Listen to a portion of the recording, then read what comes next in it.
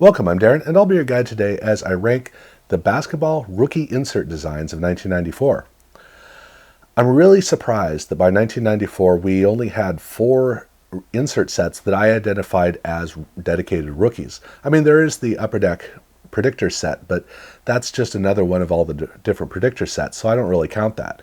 As far as a set that's dedicated specifically to rookies, there are only 4.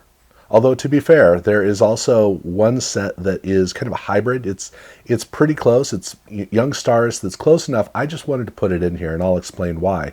But that rounds it out to a total of 5 designs, which is just barely a ranking list. But it works. So I'm going to go with that.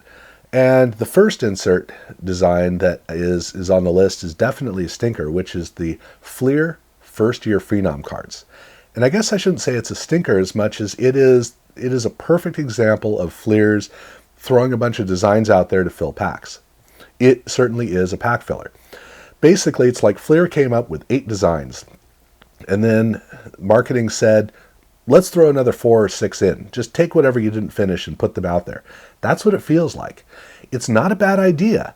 It's a card where the background is the same shot of the player, 4 different shots of it, all in a different color. Okay. And then it tears away and the player's emerging from the tear. Okay. I look at all that and I go, yeah, that's a good idea. But it's not resolved. And where this really runs into a problem is the fact that at the tear marks, or where the paper is folding open, that's where the interest of the player is. So the jersey of the player is the only thing on the card that's clear. Everything else runs together. It's really unfortunate. Now, it's not like you don't know who the player is. When you look at the card, you know, but you don't see him. It takes a minute until you finally actually see him. And then it doesn't hold your attention. I mean, eventually you start looking around to try to figure out what's going on the card. That's kind of what the problem with the card is. It's, again, a decent enough idea for a design, but the actual implementation of the design just runs together. It's too much, and it doesn't actually do anything. But hey, if you need a pack filler, this certainly works as a pack filler. That's the best I can say about it. Now, number 4, this is the hybrid set. It is the SP Future Playoff, or SP Championship Future Playoff Heroes cards. And these cards are rookies and previous year's players, and they threw Shaq in as well. So it's really young stars. But the reason I wanted to talk about it is because I really like the technology on the card. This is one of the first cards to use a rough cardboard feel, not a traditional cardboard feel. This is a modern cardstock that's a little bit more rigid than cards from the past. It still has some flexibility to it, but it's got the essence of a rough cardboard feel, really in the vein of granite that's been sandblasted for flooring. It's got that kind of quality to it, which is really cool. And it also, because it has not even a matte surface, it has a rough surface, the way that the images read on it is unusual. Again, I like that. I think that's cool. And I love the copper foil. All of those things work. The design is lacking. In fact, the design is a disappointment, and it would only be on the list at number 5 if I wasn't as frustrated by the first year Phenoms cards. This card, though, at least with the image, that part of it really does work well. And again, the copper foil, I like that.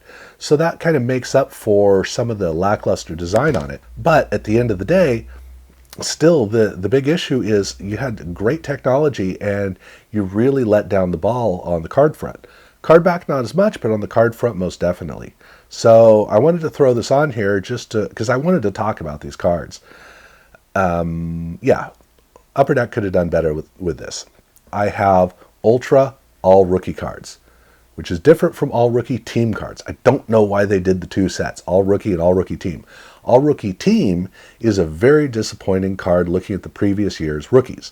All Rookie is actually pretty decent cards looking at this New Year's rookies. And the cards, I like these cards. I mean, they're very much middle of the road. If there was a card that I'm glad it would be located here at the middle of this list, this is it, by all means. But the thing is, I like the team color up at the top of the card. Immediately, it gets you in the mood for the card and for the player. And it's really strong and distinct. The gold foil is a nice accent. It's large, but it doesn't overpower the card. And then the basketball wood floor, which takes up a surprisingly large amount of the card, is really nice as a backdrop. And then in case you cared, stuff down in the corner is the player. He is there. Whether you care or not, you're not really going to notice him. This is a card where the card looks cool. And that's what I like about the card. Do I need to really look at the player? Not all the time. And so getting a card that is really making a big deal about the draft pick for this team, which is what this card does, I think that's pretty cool. So I like it in that way. It is a little busy though, and that's the reason I have this at number 3. So, at number 2, I have the one that gives me the most trouble, which is the Upper Deck Rookie Sensations cards. This is a card that is fascinating to me because it does all the things the Upper Deck does so well, and it shows off how Upper Deck can get away with a surprising lack of design at times. In this case, it takes simplicity to the max. It has a rotated frame, which means corners have a big area for a team color, which I love. Gets you really in the mood right away. And then down at the bottom, you have a splash of gold foil with the set logo and the company logo. Great, I love it. And the player is so clear on these cards. And that's it. But that's the thing, that's it. That's all there is. Whenever I look at the cards, I go, wow, all those are really cool. And that's all I get to. It has a wow factor. It doesn't have a staying factor. In fact, I get surprised at how boring these cards are. And when you put them in a binder, all of that team color is too much, because if it was multiple players from the same team, then you could get like a whole pocket of cards in the binder pages that work together. But instead, the colors become too strong for the players. On an individual basis, it's not the kind of card you're going to display. But it is definitely, for me at least, the kind of card where every time I stumble upon it, I go, wow, oh, that's so cool. I love that they did that. That wow factor is something that really carries with me, and that's why I have it at number 2. I happen to like looking at the Ultra All Rookie cards more, but it doesn't have the jump off the page quality. That's why I put Rookie Sensations at number 2. But at number 1, it is unquestionably the number 1, which is the Flair Wave of the Future cards. And here they do everything right. Horizontal card used the proper way. 3 shots of the player. None of them get in the way of the others. They're not like an echo. They all do the things they need to do. Very clear about the player. Nothing is lost here. And then the background has a team color with a water swirl, which is just a really neat look to the card. Splash of gold foil. What more do you need? And that's what they did here. They did all the right things. They really succeeded and did something that Flair is really good at doing when they get in the right mood. And here with these cards, they absolutely did. This is a card that succeeds 100% across the table. I really like the way this card comes across. And I would be surprised if anybody disagreed with me, but I mean, that's why I do the polls, and the polls are always surprising to me. So, yeah, well, we'll see. At any rate, that's how I've ranked the 5 rookie insert designs for basketball for 1994. I'll be looking at baseball and football in the upcoming weeks. It's going to be fun to see that. I'm going to do hockey along with baseball to kind of fill it out. So it'll be interesting to see how those stack up. And as I recall, there are a lot more good designs that show up on those lists, and they're also longer, which is helpful.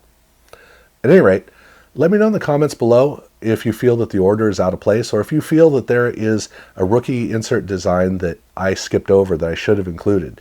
Definitely let me know about that. Do look out for the image poll that's going to be coming up. Subscribe if you haven't done so already. And thank you very much for watching.